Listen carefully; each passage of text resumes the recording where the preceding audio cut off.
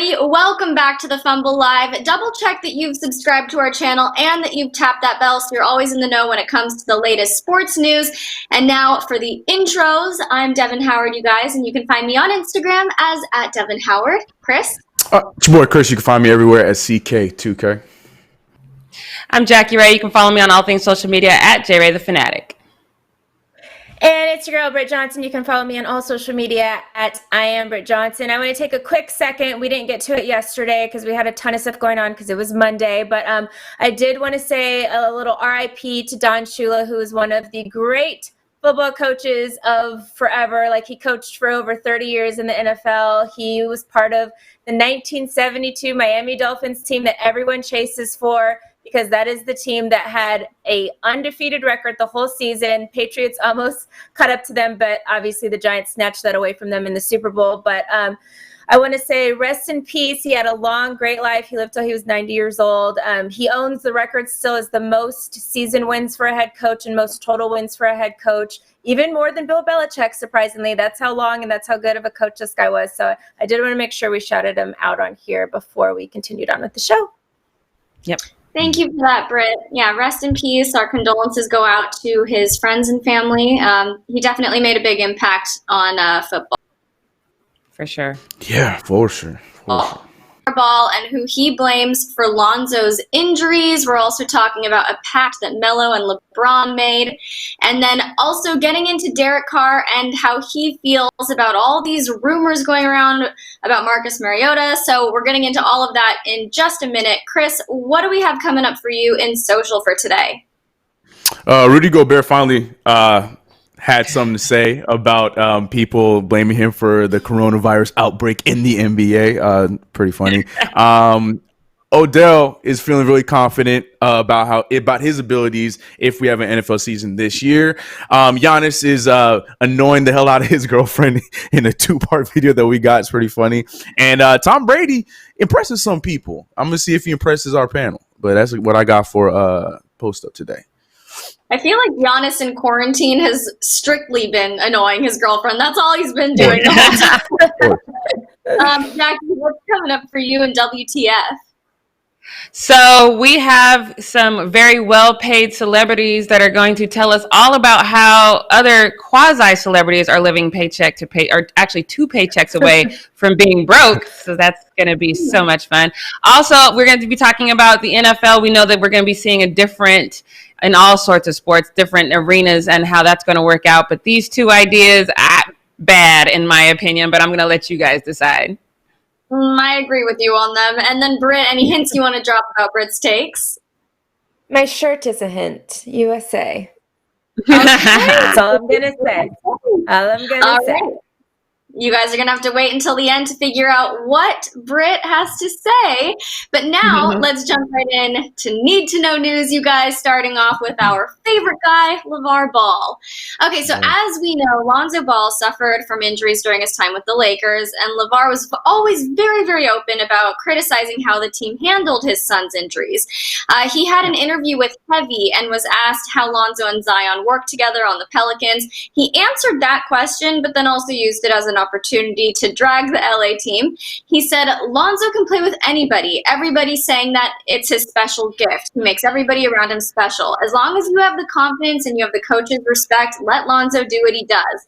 And now that he's super successful, everybody's like, oh, but the thing is, he's been doing that since the first day in training. All that he was doing over there with the Lakers, that wasn't no training. He was hurt. Now he's not hurt. He can perform like he always does when you're practicing and training the right way and you feel confidence in your game and people let you do what you're supposed to do. That's all it's about, man. You're going to be very successful. So it seems like he's claiming that the Lakers weren't practicing or training Lonzo appropriately. I personally wouldn't go so far as to say that his injuries are a result of bad management. I think that injuries can be very common for rookie NBA athletes as they kind of get their bodies ready and prepared for the rigor of playing in NBA games. But Chris, I want to ask you first, do you think that the Lakers really are to blame for Lonzo's injuries, or what do you think LeVar is really going for here? I think the injuries, no. To answer that first question, I don't think the Lakers are to blame for the injuries. As far as how to get him right. Maybe there's some blame there, but I think LeVar was just trying to get his point across, like you said, that he's trying to make it known that the Lakers misused his son. That was the biggest note I took from this entire thing. And you know what? LeVar aside, I do agree. I've agreed then. I am a Lonzo fan. I agreed in less words than LeVar because I feel like, once Luke Walton left, you're seeing even without Lonzo, you see the Lakers play way more free. I understand they have more talent on the team. That also helps, but they play a lot more free now than they did with Luke Walton there. And I feel like that is the kind of game that Lonzo plays, and you're seeing that with the Pelicans. So I think LeVar's main issue was the way that his son was used, and then the injury was just the igniter to his whole flame of a comment that LeVar Ball always loves to give us. What I always wonder with LeVar, though, is, once if the Pelicans decide they want to move Lonzo somewhere, is LeVar going to hate the Pelicans too? Or I always just wonder how it goes with him. Does he just automatically end up disliking the team that doesn't take his son or, lets his son go? I don't know with him. Britt, I want to ask you, is it fair to blame the team when a rookie player gets hurt? Or do you think that that's just kind of common and it goes with the territory of being in an NBA game? I guess it depends on not when you get hurt, but kind of like the part of how the healing process from being injured, I think, is put on the team. And it should be trainers that are supposed to watch out for the players and making sure the players rehab properly and stuff like that. So not the initial injury, obviously, is not on the team, but I think the healing process and the rehab process would be put on the team at that point. Right. And do you feel that the Lakers should have done more? They did enough when it came to Lonzo's injuries? I think they did fine. I don't see anything wrong. I don't know the ins and outs of like what happened actually inside and at what point if he did go see somebody else to help him, because I know a lot of players have their own personal people that they kind of end up using at some point in time. So from what I saw, I mean, he's still playing now, so he didn't get like Derrick Rose or anything to where he literally his career was ruined for years and years before he finally moved teams and then started playing well again. Like it's not a Derrick Rose situation in my eyes. Mm-hmm. All right, let's move on into my next story for you all. It's about Melo and the pact that he and LeBron made when they went to play with Team USA in 2004. So they vowed to never just like be easy during practice when they were with those veteran players. He said, quote, "We used to huddle up before practice and be like, yo, listen, let's go to war. We want to smoke today. If they ain't ready to play today, it's on." He also admitted that it was difficult playing with some of the more experienced athletes in the league. He said, quote, "You got to think the vets back then, they were arrogant. They weren't like, I got you, youngin', I got you, I'm going to take care of you." It was not like that. You are out there by yourself. So, Jackie, I want to ask you, do you think veteran players should look out for younger guys when they're on a team together, or is it better when the mentality is just each man for himself? I mean, technically, I think this vets looking out for these young players is a new thing. That's never been like the norm. It's always been, Britt always says, never let the rookie take your spot, and I think freshman take your spot. Yeah. And I think that has been the mindset, like I said yesterday, this whole let's exchange jerseys and take pictures after that's brand new. And that's not, I respect it. If I was a vet, and because you're going to age out eventually, your goal is to extend your career as long as possible, and you're probably going to give these youngins the same grief that you got when you came in. So I don't know if it's the responsibility of the vets. I would say, because we definitely saw Kobe go from not really being that teacher kind of mentor to the end of his career. I thought he was extremely helpful and, in helping kind of mentor and guide these youngins, but that wasn't the case for Kobe's entire career. You know what I mean? So I say wait until you almost done. And then before that, it's every man for themselves. All right. Okay.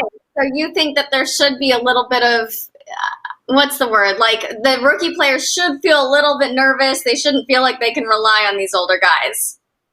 I mean, yeah, it's like that when you start a new job and, people who have been there before you don't automatically get embraced no matter what job it is. You have to earn your spot, and I think these rookies, I think if they earn their spot properly and gain the respect of these vets, then they earn it in a way that's going to make their longevity and their understanding of the game and how to be a real team. I think it's better. We just not going to walk in here, rainbows and sunshine. That's not it. I don't like that. Yeah. Chris, do you think that the relationship between experienced players and some of these younger guys has changed in the last 10 to 15 years, like Jackie is saying? Oh yeah, 100%, 100%. Yeah, because like in that quote that you just said, you can tell that like right now in today's day and age, it's about and I have nothing against it, but I probably lean more towards what Jackie said. Like if you're at the end of the rope with your career and you're in those final few years, that's when you start to spread the knowledge, knowing that you're on your way out. But yeah, if you still got something to prove, man, I'm not crazy about you trying to give the blueprint to somebody that's going to take your spot. Mm-hmm. I'm completely crazy about that. But yeah, in today's day and age, that's just the way the league is now. Mm-hmm. I can't say I hate it that the guys were, looking out for one another. I kind of like seeing that camaraderie, but I also can see where you all are coming from. I think personally, if I was good enough to be playing professional basketball, I'd want to go in and have somebody take me under their wing, but I can see why that wouldn't happen, and that's just me living in my rainbows and butterflies world, as I typically do. Let's get into my final need to know news story all about Derek Carr. So he is not worried at all about being traded or replaced by Marcus Mariota. In fact, he thinks all of those rumors are funny. So this is what he said. He said, quote, I knew some of the things that were going to be said, and I knew some of the things that were going to be thrown out by the media. I knew a lot of those things, and then I'd wake up in the morning and those things would happen, and I would just laugh. I got to be honest with you, it doesn't even bother me one bit, and that's being completely true to myself. No one outside who I am is going to push me harder than me. I always encourage guys to go ahead and wake up when I wake up, study how much I study, work hard like I work hard. I'm not the least bit looking to my left or to my right when I'm doing a rep. I'm focused on me. So he is just putting the blinders up, not even bothering himself with these media headlines. Britt, do you feel that he should be a little bit more worried about his spot? No, because once you start to worry, then that's when your confidence starts to drop. And that's the number one thing a quarterback needs in order to play well in the league is confidence. So I think he's doing and saying, as he should, business is going to continue as usual until I am not on this team anymore. While he's on the team, he's going to keep working and he's going to keep believing that he's going to be the starting quarterback until this changes. And that's how you have to work and that's how you have to play the game. I know all of us watched Hard Knocks last year with the Raiders, and they always said Derek Carr was the first one up. He was the first one at practice every time. He was the last one to leave practice. And that's how he should continue until things actually change. You can't go into a situation every day saying, oh, I think I'm going to get fired today and being all nervous about it and stuff, because that's going to affect how you play on the field. He needs to keep going in there and being positive and playing how he plays. Jackie, do you see him being replaced? Is this something you can envision? So Derek Carr, I think I give Derek Carr a lot of flack personally, but I'm from Denver and I hate the Raiders, so I'm going to give everyone on that organization a little bit of flack. But I mean, his numbers are pretty good. His completion rate is pretty good. He's not throwing that many interceptions. But the thing is we always talk about the NFL as the what have you done for me lately kind of league. And they were 7-9 last season, 4-12 before that. So I think people do pull the trigger a lot. And the first trigger they typically pull sometimes is the quarterback position, because that is the rudder of the ship. That's what guides the ship. So I don't know if I agree with Britt. I don't think he should worry about it. I think he should go out there and play his best game possible. But I think his agent should worry about it, because I think it's a definite possibility. Mm-hmm. Chris, what about you? Do you think he could be replaced? Oh, easy. From the minute that John Gruden got that job, you could tell that there was some friction there, and he was looking for that right guy to replace him. But everything that they said is completely true. He has to play as if he knows he's going to be the franchise quarterback for the rest of his career, and he can't look behind him that Marcus Mariota might be having a good game now, then in the preseason or whatever. He can't let that affect him, because if he does, he will definitely be replaced, and that would be his own fault at that point. So. Yeah, but is he replaceable? Yeah, he is. All right. Well, maybe I know he shouldn't be worried about it, but maybe he should start making a plan or something in case that does happen. Anyway, that was all the news that we feel you need to know, you guys. So, Chris, what's happening in social media? Yes, time for Post Up with your boy Chris, Quarantine Edition. Guys, you know what it is. We are here diving into social media within the sports world, and I'm starting you off with Rudy Gobert, the man that is not rumored. The people, y'all like to blame this man as the reason why there is no NBA right now, which is still crazy because I'm not gonna waste my time with that, but it doesn't matter because people are wasting their time with it in his live stream. Yeah, he's out there just like any other player that's not playing 2K in the NBA. They're playing Call of Duty, and he was live streaming Call of Duty when a certain somebody was in his chat, said this line to him saying, "Thanks for starting the coronavirus in the NBA, dumbass." And of course, Rudy Gobert, like any other streamer, normally they would see that and move on. Not Rudy Gobert, because he had this to say to this commenter. Check out the video. Hey, Gator, Gator. Go to school, pussy. Oh, I love that. Yes. Yes. That's what's so funny about it. There's very little emotion there.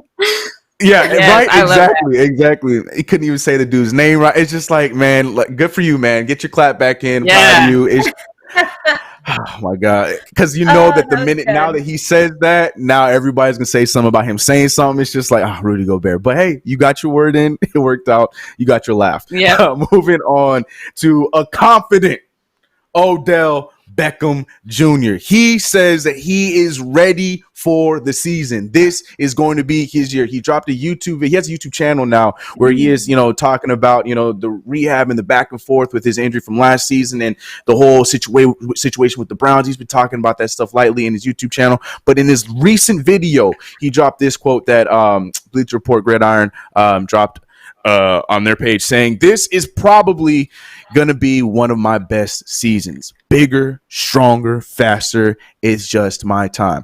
Now, of course, knowing that Odell Beckham Jr. is saying that, I am a fan. I like OBJ, but because with that very strong statement, that would be coming in Cleveland.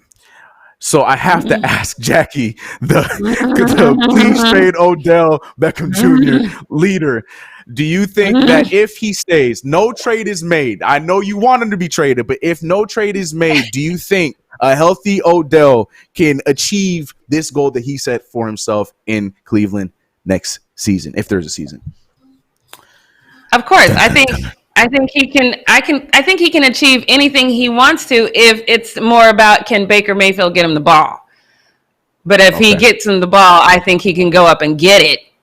But is it going to be over there? Is my question. I just don't have any faith. I have faith in Odell.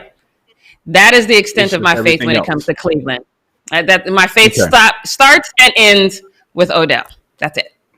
Okay, but I want to bring it to you, someone a little less negative to the Browns. Do you think Odell is going to have? Because we say it all the time, like Odell is a great talent, but he's had injuries. He's had head problems, with the Nets and all kinds of craziness throughout his entire career. And some haters could say that his really only good moment was that catch against your Cowboys. Do you think now that you it seems like he's way more connected and ready to play? I've been a fan of him throughout the entire time. But do you think that with the Cleveland Browns, he can definitely go out there and achieve this goal and have this kind of season? Or are you with Jackie saying that it's more up to Baker than it is up to Odell?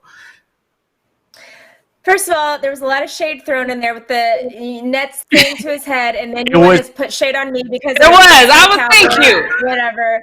I'm saying what they say. That's not me. That's what they say. That ain't me, Britt. Nah, Chris. You could have asked the question without adding all those examples in there. You could have asked the question, okay? Just want to start off there. But I think Odell is going to be as great as he wants to be. I don't think he had a great quarterback in Eli Manning either, and he was still able to do some things sometimes. So obviously we've been seeing him practice these crazy, catches and stuff this offseason. And really Baker just has to get it in the vicinity. Just get it in the vicinity of Odell, and he can make it happen, as we do several times before. So, that's the mentality you got to go into the season.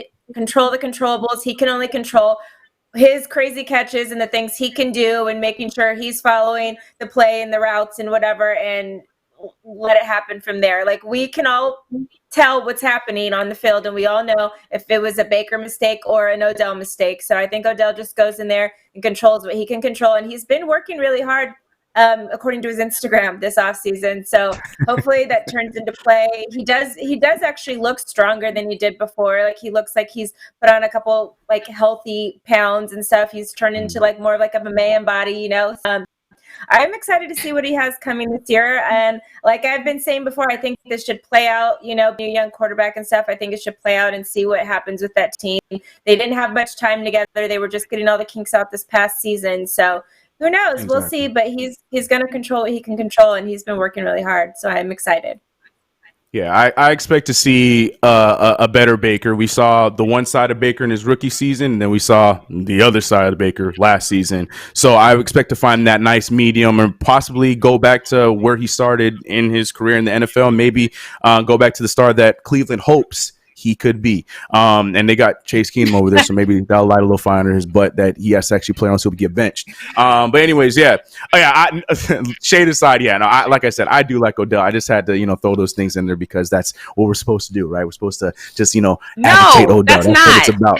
No, it's not what it's about. No, it's not. Anyways, moving on to somebody that we openly agitate on this channel, and that is Tom Brady. Now, I have to say, I have no hate with this video that he dropped. Now, I'm not a fan of workout videos, not a big fan at all. And this right here, I wouldn't even consider a workout video, but I am impressed with old man Tom Brady out here showing some light work with this drill in this video right here. Can we get this video? Look at this. Look, he looking nimble. Got his whole left knee taped up or whatever he got. He's looking pretty nimble. So I'm a little, excited to see what he does and see him avoid a few sacks with the Buccaneers, just not the 2 times he plays the Saints. I just want to quickly know, are you guys impressed by this? Devin, let me start with you. You see this is old man Tom Brady that you see doing those kind of drills. You a little impressed by that, or just like, man, that's just a video, I don't care? I mean, yeah, he's moving quickly. Good job. But I just feel like, like that's kind of what you would expect. And I know that he is older than most quarterbacks, so I can't say I'm sitting here being like, wow, that was some quick footwork. But yeah, I mean, I'm glad he's working out and he's doing well. Good job. Yeah. Devin is like the Disney Cinderella of our group. She's always going to find the rainbows and butterflies. Like, it's always going to be. That's why I brought it. To her first, because it's gonna be like, good job, Tom Brady. Love, because let me tell you, once these OTAs, everything starts up. Look, Brady off camera, and when he's saying these interviews now that he's free with Belichick, I'm all for those. But look, he a Buccaneer now, man. Look, my hate went way up now that he's on the Buccaneers. Right. So enjoy these little clips that you got going on. Looking nimble. I hope you look just as nimble when you see Cam Jordan coming on one side, and you see who we got now. Anybody, name anybody that coming on the other side. You can bring Mark. We got all the spots. Anybody, you know what I'm saying? So, but until then, Brady, you get some love from your boy right here. Moving on. I love this video. This was a cute video. We got, every dad is, as much as they might not admit it, they would love to see, especially if they have their son, they love to see their son play a sport, even daughters. Like, we know now, we got girl dads out here. It doesn't matter. You want to see the next up, take that step in a sport that they love, some basketball, some baseball. But this dad right here was pitching out to his little boy, and he got this home run. And check out the genuine excitement and happiness from his dad and from the little boy too with this first home run ever. Well, at least that's what the caption said, was his first home run. But check out this video. It's a pretty cute moment. That thing was gone. He's like, I have to run. He's all yelling. He's all hyped up. You gotta finish it, man. I love that, man.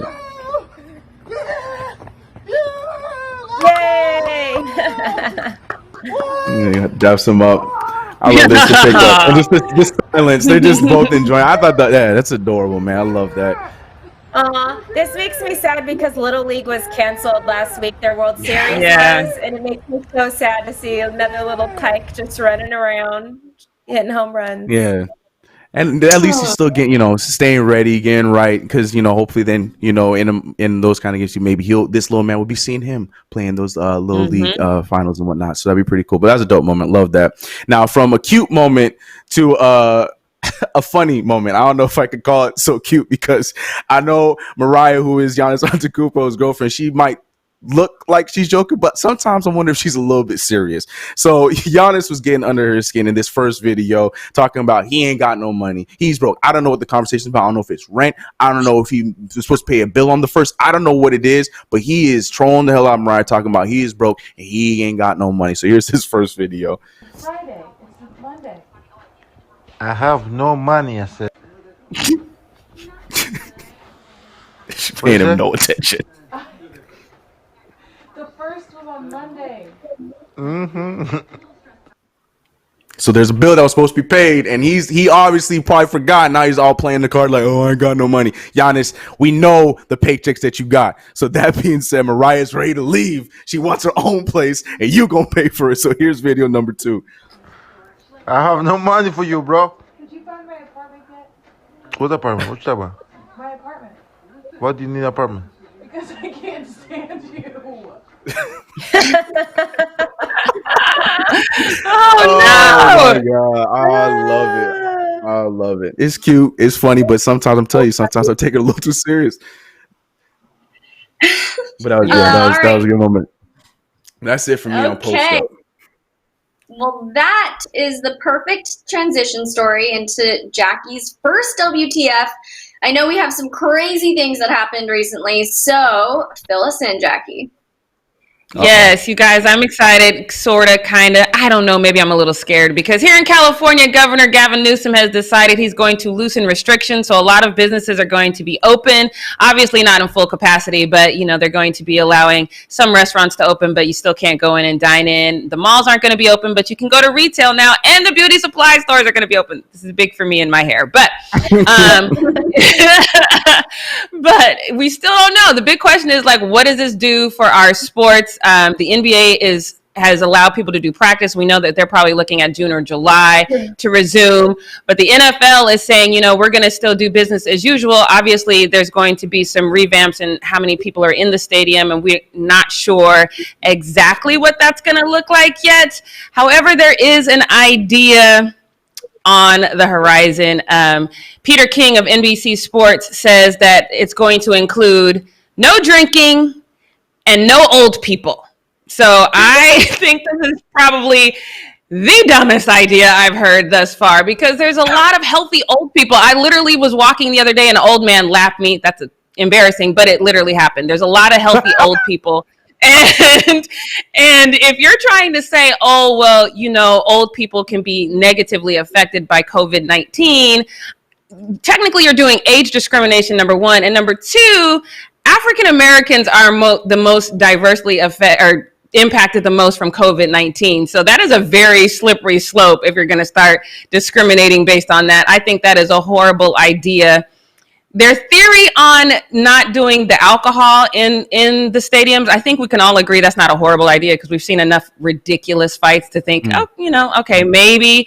But at the same time, Anheuser-Busch reached a $1.4 billion agreement with the NFL to make Bud Light the league's official beer in November of 2015. And that goes through 2022. So they're going to have to pay some money back, not only to Bud Light, but any other beers that they are agreeing to, be in the stadiums. And their theory is, well, if we don't have beer, then people won't be getting up to go to the bathroom as much. They won't be getting up to go get beer. But there's no plan in there to end concessions so people can go get food and you can still get water and other drinks, which also can make you go to the bathroom. So this is the dumbest plan I have heard thus far.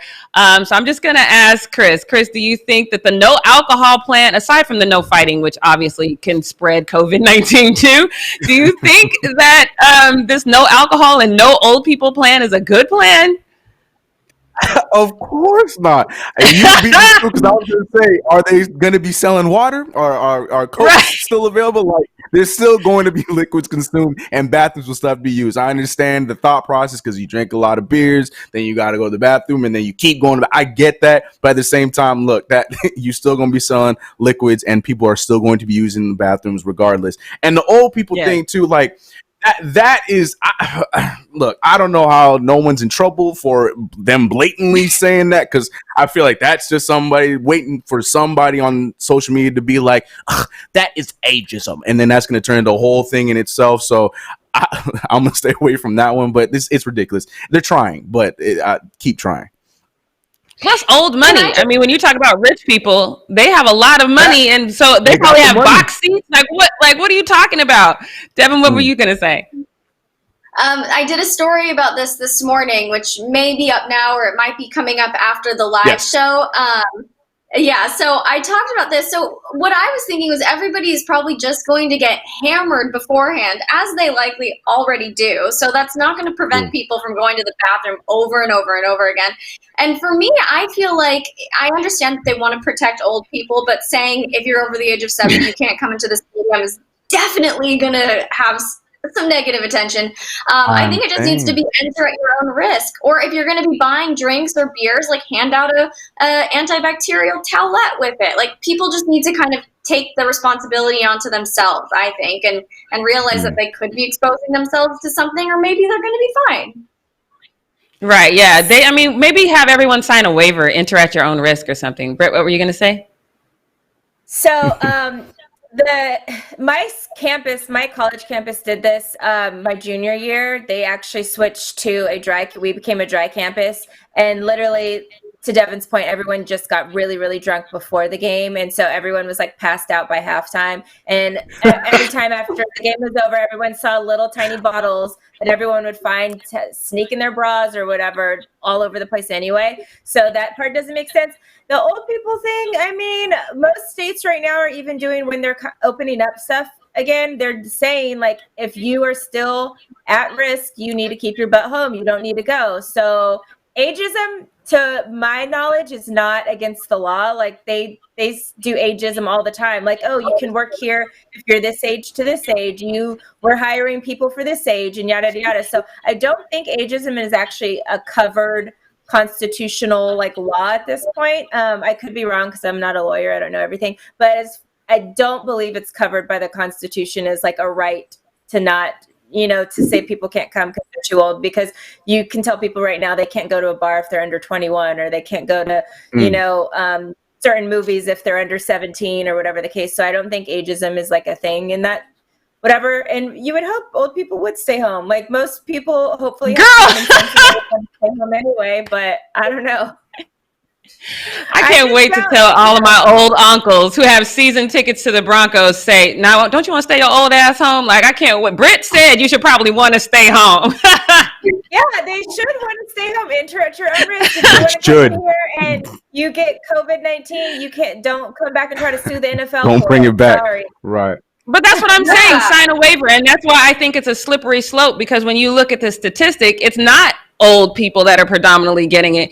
It's Black people of all ages. So if you're really kind of going for, we're trying to keep, that's a slippery slope. And I just say, don't get on that slope. Make people sign a waiver. If they can afford to go to the games and they want to enter at their own risk, let that be that. That's the best thing you can do. Yeah, it's a really slippery slope, because you can't legally say a Black person can't come into stuff. You can legally say an age requirement on stuff. So that's. But why, if you're trying to keep people safe and say, hey, we want to protect those who are most at risk, which is what they're saying by this. I don't know. I just say if you've got the money and you can afford it, it's at your own risk at this point, because it's not going away. It's just going to mutate anyway. So I don't know. All right, so let's get into that's silver lining. And also, Jackie, before you go into our next update, Pahokee Sports gave us $2. I just wanted to shout them out. So thanks for that. That was really nice of you, Jackie. Take it away. Okay, so let's get into this next one. Before I start this next one, I just want to say two things. Gabrielle Union's net worth is $20 million. Her husband, Dwayne Wade, $100 and $20 million. So even though I can't see you right now, just raise your hand if you want me to continue telling you how Gabby says some celebs are 1 or 2 checks away from running out of money. I'm going to assume no one raised their hand, so I'm just going to let Gabby tell you herself. Let's run the video. Money to pay for all of our things. A lot of money. Most of us are 1 or 2 checks away from not having money to pay for all of our things. You know what I mean? So this stoppage of work and money is impacting marginalized celebrities the most. This is what girl bye would look like if it was a person, because you can't really say you cannot say, oh, this person was in Dubai, this person was in Paris, and now they can't pay rent. Girl bye. Britt, what do you think about this? I actually did this for today. It'll come on later on today in the show. Not the show, on the Fumble. But I have the same thing. I'm just like, really, somebody who has a lot of freaking money. And she basically compared it like, oh, well, unless you're Oprah status, then you have to worry about it. No, like there's literally people, this girl right here, that is literally living like paycheck to paycheck, barely making it at that point. Like people like have lost their jobs. People have gotten pay cuts and all this kind of stuff going on. Those people actually didn't even have a savings account before. So you're literally telling me you've made millions and millions of dollars, and you're like literally talking about, oh, well, there's like celebrities, like we're watching these celebrities right now on their yachts during doing social distancing, or we're watching them in their mansions at the pool doing social distancing. So no, I don't feel bad for any of them. And if you literally couldn't save or invest any of those millions of dollars you made, and you're just a paycheck away from like being broke, like stop it. Stop. Yeah. The crazy thing is we've literally seen celebrities file bankruptcy, but they're still driving away in cars that I can't afford. Like, really, please stop. Right. Right. But that's all I got. Before we get into Brit's takes, we got $4 more from Pahokee. So thanks for that. Nice of you. Really nice. Okay. Okay. Now, Brit, I'm dying to know what your hot take of the day is. So let's dive right in. All right, it is time for Brit's takes. Chris, give it to me. The Brit's takes. All right, so today I am wearing a women's USA soccer shirt. This is for my girls out there, because I'm going to be talking about y'all, because I have love for you guys today. Maybe like a month ago now, I would say, Jackie actually talked a little bit about this in a WTF moment. The women's sports team obviously went into this thing where they were suing, the U.S. Soccer Federation, because they are very underpaid. And you would wonder, why is that a thing? Because they're literally winning World Cups left and right. Well, the judge came back with their answer actually on Friday, and apparently he is not for it. He does not want anything to do with these women. And he said, so the claim basically that the women had put in, let's start with that. The claim stated that the U.S. women's team was underpaid in comparison to the men's national team, and allowed complaints for unfair medical, travel, and training to proceed. Players were seeking the women's team was seeking $66 million in damage under the Equal Pay Act. Well, the judge came out and did his ruling and said, and I quote this, "The women's national team has been paid more on both a cumulative and an average per game basis than the men's national team over the class period." He did actually rule in favor of the fact that they did not receive equal treatment when it comes to travel, training, and housing. So the trial date for that is set for June 15th. But as far as the Equal Pay Act was concerned, he threw that out, so that will not be going to trial as of right now. The women's team decided, you know what, we're not going to sit down and shut up still. We're going to actually come back at you guys. This was actually filed under the Central District of California Court, so they're going to try to take it to the next level of court. A spokeswoman for the women's national team said this: We are shocked and disappointed. We will not give up our hard work for equal pay. We are confident in our case and steadfast in our commitment to ensuring that the girls and women who play sports will not be valued by less just because of their gender. Joe Biden actually also came in and added to this as well, saying that he tweeted in a couple tweets, equal pay now or else when I'm president, you can go elsewhere for World Cup funding. He also added, don't give up this fight. This is not over yet. So shout out to Joe Biden for that. Okay, so my take on this is the women's team right now is currently ranked number 1 in FIFA. The lowest they've actually ever been ranked in FIFA is so they've been ranked at number 1 since 2017. The lowest ranking they have ever had by FIFA has been second place. They appeared in 8 World Cups. During that time, they have won 4 of those. They competed in 6 Olympics. As of now, they have won 4 of them. They qualified for the 2020, but obviously that one is now pushed back. So they'll probably have 5 of them at this come this time next year. Let's compare that to the men's national team.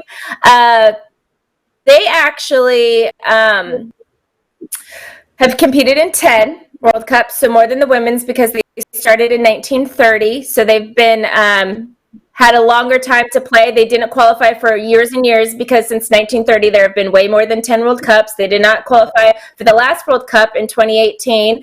Out of their rankings, the highest they've ever been ranked is 9th, and the worst they've ever been ranked is 85th. They are currently ranked 37th.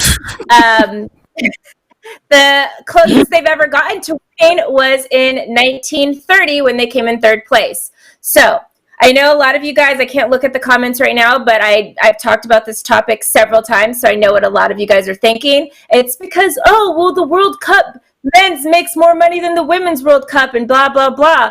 Yes, that is true. Yes, that is very true. But our men's team doesn't go to the World Cup very often, and when they do, they don't make it past like the round of 16. So I'm talking about what our U.S. Federation is paying players. I'm not talking about what the World Cup pays the World Cup winners. That is not what this conversation is about, and it's not either about the leagues either. I'm not talking about what the teams here in the LA Galaxy pays their team compared to what the women's for league teams. I am talking about the U.S. Soccer Federation, what they are paying their national team to compete. And they are saying that the women don't do as much as the men do, and that is why they're getting less pay.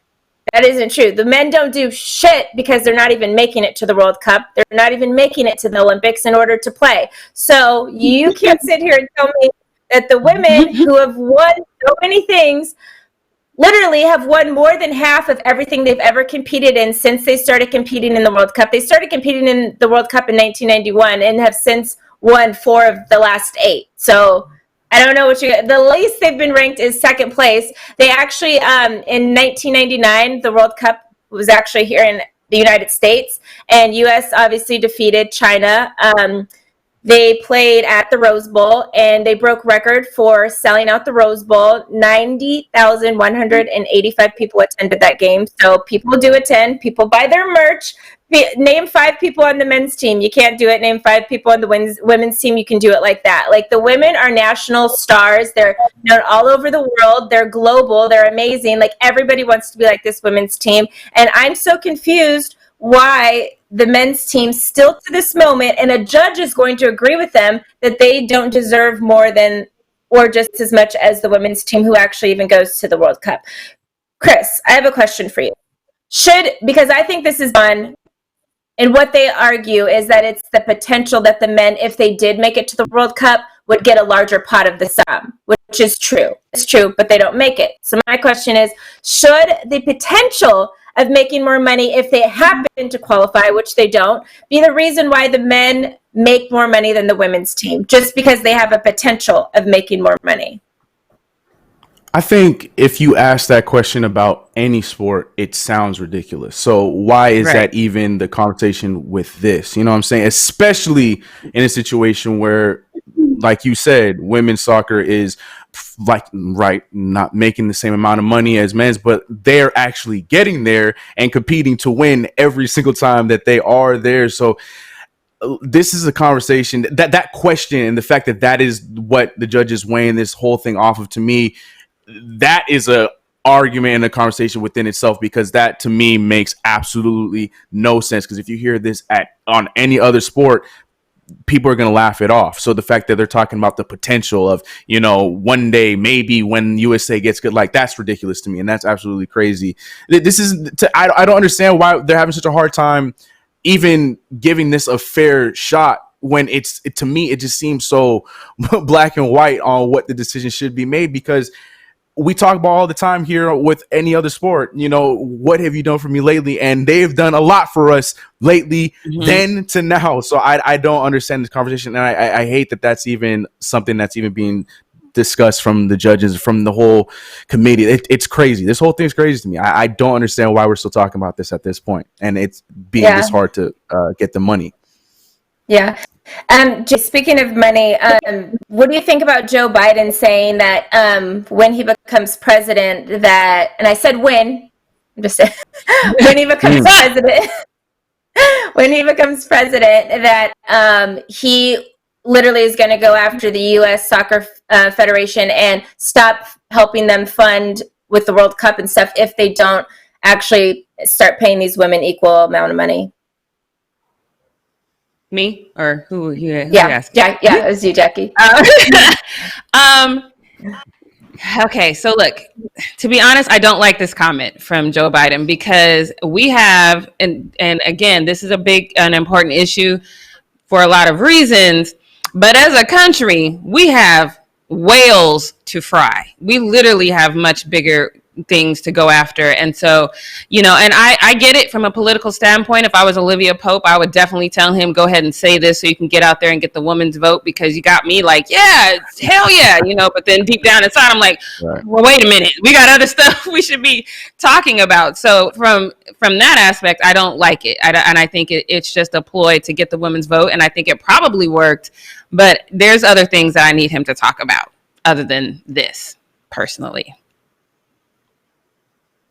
You don't think he's like, I think it was like, he has to mention it, obviously, because this is a huge thing and it's a part of the, equality or the Women's Pay Act or whatever for equal pay. So I think it definitely needs to be mentioned. And obviously when he becomes president, he's not going to get sworn in until next January. So hopefully all of the COVID-19 stuff is gone. But I follow him on social media and he talks about a little bit of everything. But I think it would have been in bad form to not even have a response to this, because it is a huge deal. It's like, and I know people like to argue about the basketball situation, but I understand why basketball doesn't get paid as much as men's basketball, because they don't bring in the same revenue. But the women's soccer team brings in more revenue than the men's soccer team, yet the men are still paid. They're paid, I think, the women are paid 51 cents on the men's dollar for soccer right now. So it's like, but the women are bringing in more money and they're actually going to the World Cup. So to me, that's a clear, and soccer is soccer, like you kick the ball and you get it into the net. There's no difference that men are doing in soccer as far as training or playing the game that is different from women's soccer. That's why when you're a little kid, all the little kids play soccer together, like it's a co-ed sport, to some degree. And then obviously maybe the men might kick more powerful or might be a little bit faster, but the way you train and the way you play is the same exact way. So, and the women are making more money. So I can see if you're comparing basketball, because yes, the NBA should make more than the WNBA right now, because they bring in more revenue. But in this situation, that's not the case, yet the men are still making more money. So I have questions on why is that? Like, Devin, what are your thoughts on it? What's your opinion? Well, I obviously think that the women's soccer team needs to be paid more. I mean, we see this happening with athletes. The better you get in your career, the more money you get. And it should be the same thing with the women's soccer players. I don't understand, and I can't wrap my mind around why this is even happening right now. And it's obviously a prevalent problem across all industries in the US. So I'm completely with you guys. I have no idea why it's been so difficult for these women to get the type of money that they're owed, but I hope that can change. I applaud Joe Biden for speaking on it. Obviously, we do have bigger fish to fry in the world right now, but I think that it was good for him to kind of give it that attention that he did in the way that he did. So I don't know. To me, it's shocking. It's crazy, and it's a sad sign of the times, I feel. And don't get me wrong. Like I respect Joe Biden for saying it. Don't get me wrong. Like, I'm not saying that, but literally, we're in the middle of a pandemic, and we're about to face a huge economic crisis, and that these soccer players will probably be better off than we are. So like I said, I don't discount it. I think that if we were just business as usual, I'd probably like, damn right, Joe Biden, but we're not business as usual. We've got a lot of other things to talk about. As a woman though, like Britt said, I've argued this time and time again that until the WNBA can function without support from the NBA, because the NBA does financially support the WNBA, and until you can stand on your own, I don't want to discuss, higher salaries over there. So I 100% agree with that. On the flip side, I'm not a person who follows soccer or football, but I could walk down the street and recognize everyone from the women's team. I could be in Starbucks standing next to the entire men's team, would have no damn idea, because I just don't really know them like that. So obviously, if they can reach somebody who doesn't even follow the sport, their reach is far reaching, which means for people who actually do follow the sport, they are definitely going to gravitate more towards the team that is recognizable, have bigger personalities, are winning, and winning often. And that automatically, and winning automatically constitutes more revenue. And as Britt said, they're getting the people in the stand. So from that aspect, and I would love to see just break down with this judge, because it seems like he's saying, like, cumulatively speaking, they're making more, which might be true, because there's probably players in every sport that aren't making as much as the player next to them. But when you start talking about their endorsements and other things they have going on, maybe they make as much or more. But that's not it. I mean, what I get outside of it, and cumulatively speaking, that doesn't have anything about equality and salary. Don't add up my other stuff. That's not. So how this judge arrived there is troubling to me, and the fact that it's a man that arrived there is troubling to me. So again, don't get me wrong, this whole thing is troubling to me, and I definitely think somebody could speak on it. But I just think that when I kind of look at the world as it is right now, I don't know if I was running for president, which is probably why I wouldn't win, but I don't know if I would speak on it. You know what I mean? I feel that. I think it's interesting too that this judge was like in California. Like, California's pretty liberal. We're pretty like, let's equal rights this be up, And I'm like, wait, this wasn't a Texas or Florida judge. This was a California judge that wrote this. Like, what? Right. So weird. Well, some of the suburbs though are very Texas and Florida and Alabama like. So Alabama.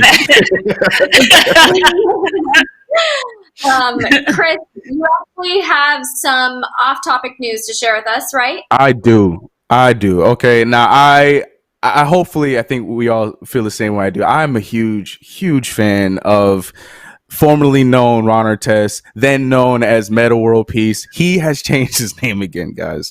I don't know how we missed it. Yes, he has changed his name, and this one, it kind of coincides with this conversation a little bit, because he just got married. I don't know if you guys knew, he just got married, and this time he decided that he was going to share his now wife's last name. So now he has gone back to Ron. He is actually he's keeping the meta. So he's putting all three together. So this is what he's doing. His new name is Meta Sandiford Artest. Now, Sandiford is the name of the lady he just married, Maya Sandiford. That's her name. So his name is Meta Sandiford Artest.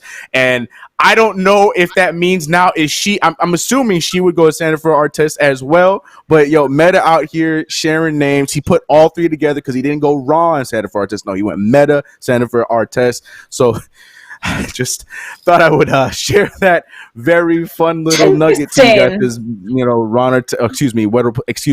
Sanford Artest is out here changing his name so many times. But so he's out here, saying that he has no problem sharing that last name. He's evolved. Well, he said. Well, this is what he said as the reason why he changed his name. He said, "I was one of those people that." I loved attention. Guess, if none of us didn't already know that, now you know. Right. And he said, when I see Ocho Cinco change his name for 4 years before I did mine, I'm like, yo, that's dope. I have to do that. So he had a different name that he was going to go with. He said originally it was going to be Queensbridge and then So Hood. And then you evolve a little bit and you're like, nah, I'm going to do what he did, which was change his name to Meta Sanford Artest. But I would love to hear his name be Meta Queenbridge Artest. That would have been pretty dope. But Queensbridge Artest have been dope. But here it is. We got a new version of Meta Sanford Artest. That's going to be a little bit more of a handful to say. Mouthful. On that note, happy Cinco de Mayo, everybody. All right. Take that one with you guys. I actually have another thing that I want to share. So Vanessa Bryant's birthday is today. And she revealed that Kobe actually had one final birthday surprise for her. She posted a picture of an envelope on her Instagram and said, yesterday I found an envelope labeled to the love of my life from To Poppy. I waited to open one more letter on my birthday. It gave me something to look forward to today. The irony is that Kobe had a photo of me drawn with an angel holding me up by an artist on the cover, missing the love of my life and my sweet little mamacita, my fellow Taurus, grateful to wake up to my 3 sweet girls today. Wish we were all together. So that was a sweet moment. Happy birthday, Vanessa. Wow. Happy birthday, Vanessa. I'm so glad that she has something, something to look forward to today from Kobe. Can you imagine how emotional that probably was for her? Yeah, it's crazy. I always feel like sometimes people know they're going to die before they die, because he January and then to already kind of have been working on her birthday present in May is kind of crazy, Yeah, and the angel and everything, the way she said that she was drawn being held up by an angel. I mean, that's crazy. Yeah. Wow. So we wanted to share that final little last bit of news for you guys. So wish Vanessa a happy birthday in the chat and in the comments. But that wraps up our show for today. I hope you all had fun. Double check that you've subscribed to the Fumble and tap the bell so you always know when we post a new video, when we're going live. We love it when you're here and chiming in the chat. And of course, tune in tomorrow at 11 a.m. Pacific Standard Time. We'll be back again with our live show. And that's it for you guys. Thanks so much for tuning in. Happy Cinco de Mayo. It's Taco Tuesday. Yes. Yes.